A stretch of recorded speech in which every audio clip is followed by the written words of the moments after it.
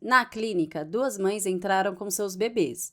O primeiro bebê é uma menina de 11 meses chamada Carolina, que foi trazida pelos seus pais, que são imigrantes, para uma visita de rotina. Você imediatamente notou que ela não reage quando você chama seu nome, como se não pudesse ouvi-lo de forma alguma. Ao examinar os olhos, você descobre que Carolina tem turvação bilateral do cristalino. Então, durante a ausculta cardíaca, você ouve um sopro contínuo e ruidoso. Após questionar mais a fundo, a mãe de Carolina conta que durante o primeiro trimestre da gravidez, ela desenvolveu uma erupção cutânea que envolveu principalmente sua cabeça e pescoço, assim como inchaço dos linfonodos atrás das orelhas. Após Carolina, vem um bebê de 6 meses chamado Enzo, com sua mãe, que está preocupada porque Enzo desenvolveu várias marcas roxas em sua pele. Ao exame físico, você nota que Enzo tem uma cabeça anormalmente grande para sua idade. Então, na fundoscopia, seus olhos mostram cicatrizes brancas e amarelas. Você decide solicitar uma tomografia computadorizada do cérebro, que revela calcificações dispersas. Ao questionar mais a fundo, a mãe de Enzo admite que manuseou a caixa de areia do seu gato enquanto estava grávida, apesar do conselho do seu médico contra isso. Certo, agora tanto Carolina quanto Enzo parecem ter infecção congênita por TORCH.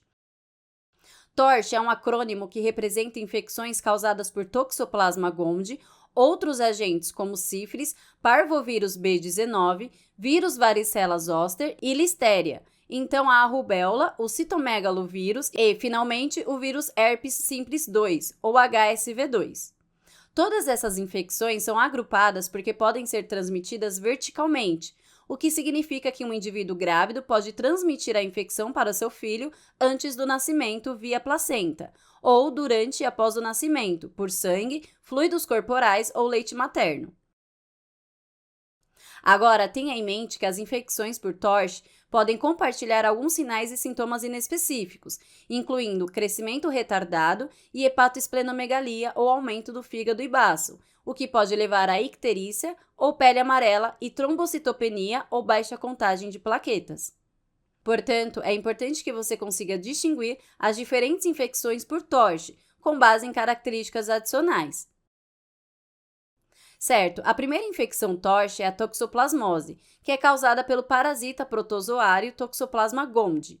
Lembre-se de que pacientes grávidas geralmente se infectam pelo contato com fezes de gato, como quando manuseiam caixas de areia, assim como pelo consumo de carne mal cozida, especialmente de porco e carneiro. No entanto, tenha em mente que a paciente grávida tipicamente permanece assintomática ou pode raramente desenvolver linfadenopatia ou linfonodos aumentados. A má notícia é que o toxoplasma pode ser transmitido para o feto através da placenta, e se isso acontecer durante os primeiros 6 meses de gravidez, pode levar à toxoplasmose congênita. Agora, as manifestações mais relevantes para o estudo da toxoplasmose congênita incluem a tríade clássica de corioretinite, hidrocefalia e calcificações intracranianas. Corioretinite é uma inflamação da coroide e da retina do olho que pode ser vista na fundoscopia como cicatrizes brancas e amarelas que parecem algodão. A hidrocefalia é quando o líquido se acumula dentro dos ventrículos, que são cavidades dentro do cérebro. Como resultado, há aumento dos ventrículos. Então, esses bebês desenvolvem macrocefalia ou cabeça aumentada. Já as calcificações intracranianas são basicamente calcificações que são tipicamente distribuídas aleatoriamente dentro do tecido cerebral e podem ser vistas em uma tomografia computadorizada do cérebro. Alguns bebês com toxoplasmose congênita podem apresentar múltiplas marcas roxas azuladas na pele, frequentemente referidas como erupção cutânea em muffin de mirtilo. As próximas infecções por TORCH são outros agentes, que incluem sífilis, parvovírus B19, vírus varicela zoster e listéria. Agora, a sífilis é causada pela bactéria Spirocheta treponema pallidum, que é transmitida através de contatos sexuais, incluindo sexo vaginal, anal e oral. A sífilis tem 3 estágios. O primeiro estágio, logo após a pessoa ser infectada, é chamado de sífilis primária ou estágio localizado precoce, e é caracterizado pela presença de cancro ou úlceras cutâneas indolores. As úlceras cutâneas geralmente aparecem nos lábios genitais, região anal ou colo do útero. Cerca de 2 a 10 semanas depois, começa o segundo estágio, que é chamado de sífilis secundária ou estágio de disseminação, onde o treponema pálido entra na corrente sanguínea. Como resultado, os indivíduos desenvolvem linfadenopatia generalizada. Além disso, os indivíduos podem apresentar erupção cutânea maculopapular, que são pequenas saliências que começam no tronco e se espalham para os braços e pernas, e eventualmente para as palmas das mãos, solas dos pés, genitais e outras membranas mucosas. E alguns indivíduos também podem desenvolver condiloma lata, que são lesões brancas, lisas, indolores, semelhantes a verrugas nos genitais e ao redor da região anal. O terceiro estágio é chamado de sífilis latente, e é quando a doença entra em uma fase dormente ou assintomática. Indivíduos que não recebem tratamento eventualmente progridem para o estágio final da sífilis, que é chamado de terciária. Aqui, as células imunológicas começam a se aglomerar e formar lesões granulomatosas características chamadas gomas. Além disso, vários órgãos são danificados, especialmente o coração e os vasos sanguíneos, levando a sífilis cardiovascular, bem como ao cérebro e à medula espinhal, levando a neurosífilis. É fundamental saber que os primeiros e segundos estágios são os mais infecciosos, quando o feto tem maior probabilidade de ser infectado, seja pela placenta ou durante a infância. Agora, a sífilis congênita frequentemente resulta em hidropsia fetal, que é quando o feto tem uma acumulação anormal de líquido nos tecidos moles. Isso representa um grande risco para o natimorto, que é quando o feto morre dentro do útero. Bebês que sobrevivem à gravidez tipicamente desenvolvem algumas características que podem ser divididas em sinais precoces, que aparecem durante os primeiros 2 anos de vida, e sinais tardios, que aparecem após a criança completar 2 anos de idade. Sinais precoces podem incluir uma erupção cutânea maculopapular envolvendo palmas das mãos e solas dos pés, bem como coriza ou secreções nasais aumentadas, que estão carregadas de treponema. Por outro lado, sinais tardios incluem bossa frontal, onde a testa é realmente proeminente, bem como uma ponte nasal achatada e uma maxila curta. Outro achado muito característico é o dento de Hutchinson, que são dentes permanentes pequenos, entalhados e espaçados. Essas crianças também podem desenvolver pernas em forma de sabre, que se refere à curvatura do osso da tíbia. Finalmente, a sífilis congênita pode levar a danos progressivos ao nervo vestíbulo coclear, ou nervo craniano 8, que normalmente transmite som. Como resultado, a sífilis congênita pode causar surdez ou perda auditiva. A seguir, temos a infecção por parvovírus B19, que é primariamente transmitida por gotículas respiratórias quando alguém tosse ou espirra. Em um indivíduo grávido, a infecção por parvovírus B19 causa artrite ou inflamação das articulações, com dor e rigidez. Isso geralmente afeta as pequenas articulações das mãos, pulsos, joelhos e pés, e é frequentemente simétrico, o que significa que as mesmas articulações em ambos os lados do corpo serão afetadas. Essa apresentação é muito semelhante à da artrite reumatoide. Então, para diferenciar esses dois, lembre-se de que o parvovírus B19 também leva a uma diminuição da produção de células vermelhas na medula óssea, o que pode resultar em aplasia pura de células vermelhas. Isso é um tipo de anemia caracterizada pela ausência de reticulócitos, que são precursores das células vermelhas na medula óssea. Agora, o parvovírus B19 também pode ser transmitido por um indivíduo grávido para o feto via placenta. Como resultado, o feto também desenvolverá anemia, porque há menos células vermelhas para transportar oxigênio. O coração bombeará um volume maior de sangue para fornecer todo o oxigênio necessário ao feto em crescimento.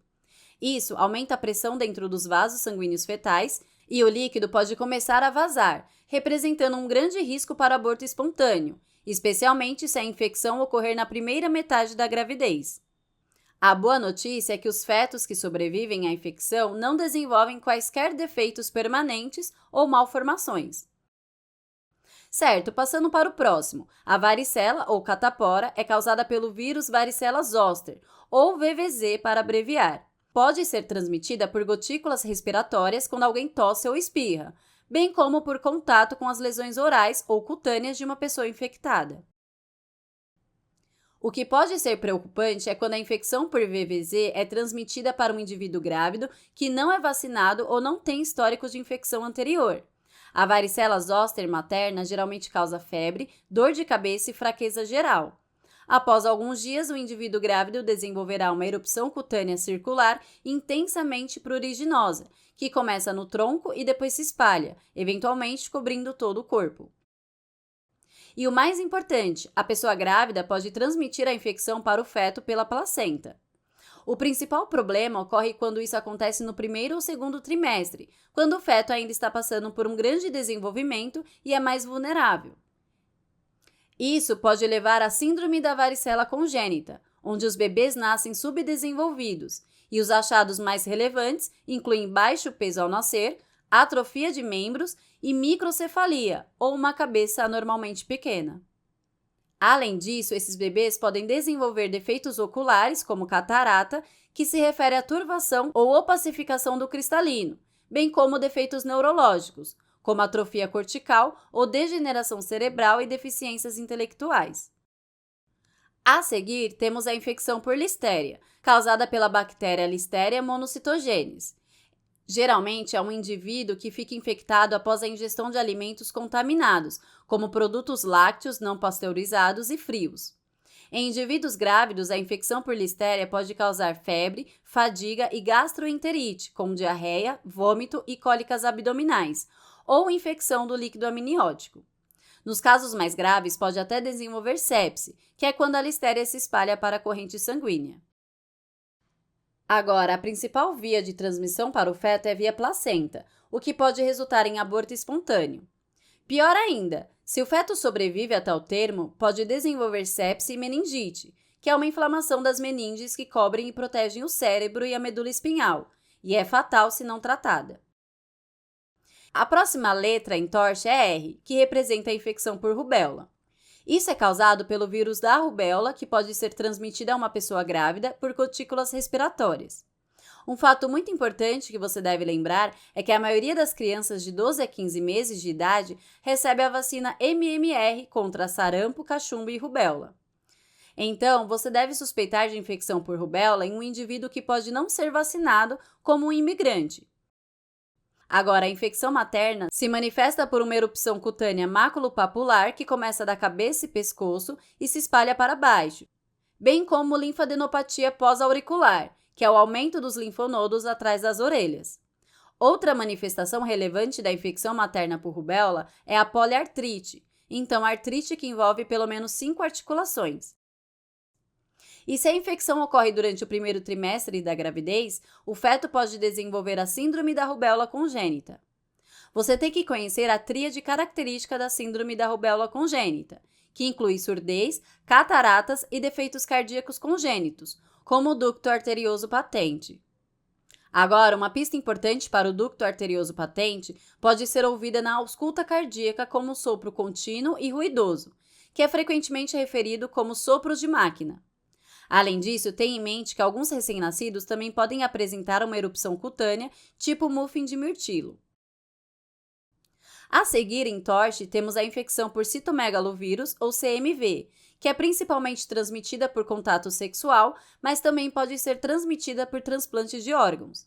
Agora, pessoas grávidas que são infectadas pelo CMV geralmente são assintomáticas, mas algumas podem desenvolver sintomas semelhantes à mononucleose.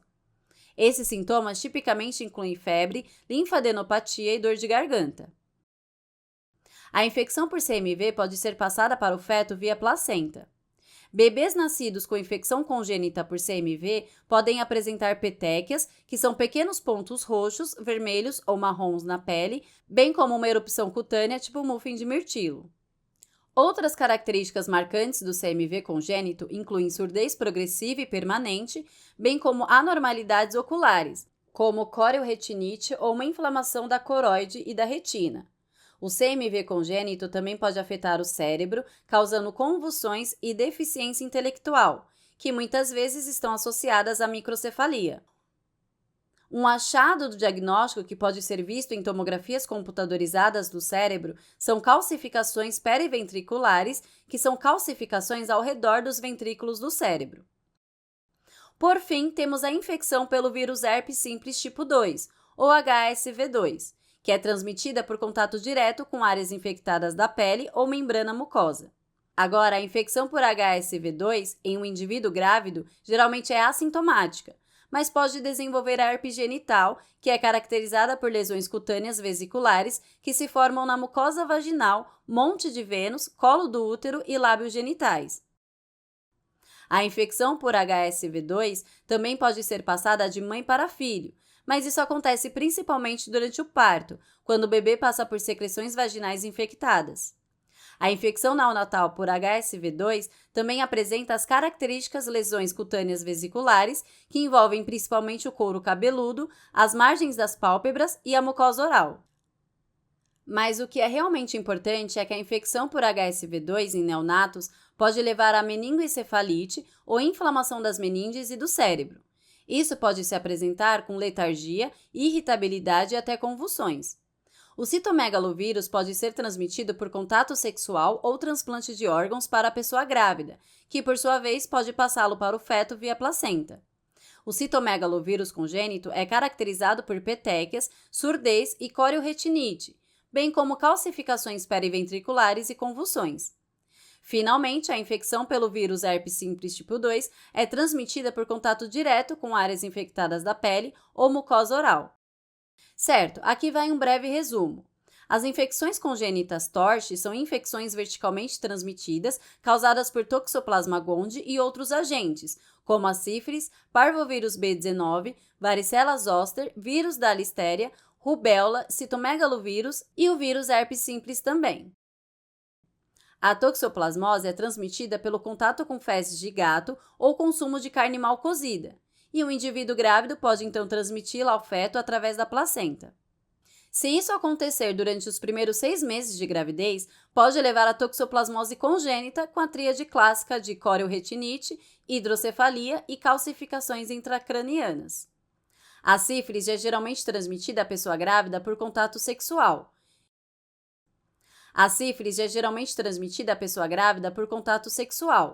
Enquanto o feto pode ser infectado tanto através da placenta quanto durante o parto. A sífilis congênita frequentemente resulta em hidropsia fetal e apresenta um grande risco para o nascimento de um bebê natimorto. Bebês que sobrevivem tipicamente apresentam frontal em bico, nariz em sela, maxila curta, dentes de Hutchinson, canelas em sabre e podem desenvolver surdez. O parvovírus B19 é primariamente transmitido por gotículas respiratórias. Quando alguém tosse ou espirra, pode se manifestar na pessoa grávida com artrite e púrpura, ou o feto pode desenvolver anemia e hidropsia fetal, o que representa um grande risco para aborto espontâneo ou natimortalidade. A infecção por varicela zoster pode ocorrer em pessoas não vacinadas sem históricos de infecção anterior. Uma pessoa grávida pode então transmiti-la ao feto através da placenta. Agora, se a infecção ocorre no primeiro ou segundo trimestre da gravidez, o feto pode desenvolver a síndrome da varicela congênita, caracterizada por baixo peso ao nascer, atrofia de membros, microcefalia, assim como defeitos neurológicos. A infecção por listéria ocorre após o consumo de produtos lácteos não pasteurizados e carnes frias, sendo particularmente transmitida ao feto através da placenta, o que pode resultar em aborto espontâneo ou natimorto. Se o feto sobrevive a tal termo, pode desenvolver sepse e meningite. A infecção por rubéola pode ser transmitida por gotículas respiratórias a uma pessoa grávida que não recebeu a vacina MMR e pode passar para o feto, especialmente durante o primeiro trimestre, causando a tríade de surdez, catarata e defeitos cardíacos congênitos. O citomegalovírus pode ser transmitido por contato sexual ou transplante de órgãos para a pessoa grávida, que por sua vez pode transmiti-lo ao feto através da placenta. O citomegalovírus congênito é caracterizado por surdez petequial e corioretinite, assim como calcificações ventriculares e convulsões. Finalmente, a infecção pelo vírus herpes simples tipo 2 é transmitida através de contato direto com áreas infectadas da pele ou membranas mucosas, podendo ser transmitida durante o parto do bebê. Esses bebês podem desenvolver lesões cutâneas vesiculares e meningoencefalite. Certo, voltando aos nossos casos. Carolina é a bebê de 11 meses que apresenta surdez e cataratas. Esses dois sintomas isoladamente estão presentes em várias infecções congênitas por TORCH, mas combinados já deveriam fazer você pensar em rubéola. Durante a ausculta cardíaca, Carolina tem um sopro de máquina, o que indica que ela tem um defeito cardíaco congênito. Isso completa a tríade característica da rubéola congênita. Uma pista adicional é que a mãe de Carolina desenvolveu, quando estava grávida, uma erupção cutânea que envolvia principalmente sua cabeça e pescoço, combinada com linfadenopatia pós-auricular, que são típicas da infecção materna por rubéola. E, como os pais de Carolina são imigrantes, sua mãe pode não ter recebido a vacina MMR. Por outro lado, Enzo é o bebê de 6 meses que desenvolveu uma erupção cutânea tipo muffin de mirtilo. Agora, uma pista muito sugestiva aqui é o fato de que a mãe de Enzo manuseou a caixa de areia do seu gato enquanto estava grávida, o que deveria imediatamente fazer você pensar em toxoplasmose. A chave aqui é que Enzo tem uma combinação única de corioretinite e calcificações intracranianas, que são 2 das 3 manifestações da tríade clássica da toxoplasmose congênita. E lembre-se de que a terceira manifestação é a hidrocefalia, que provavelmente é o que causou a macrocefalia de Enzo.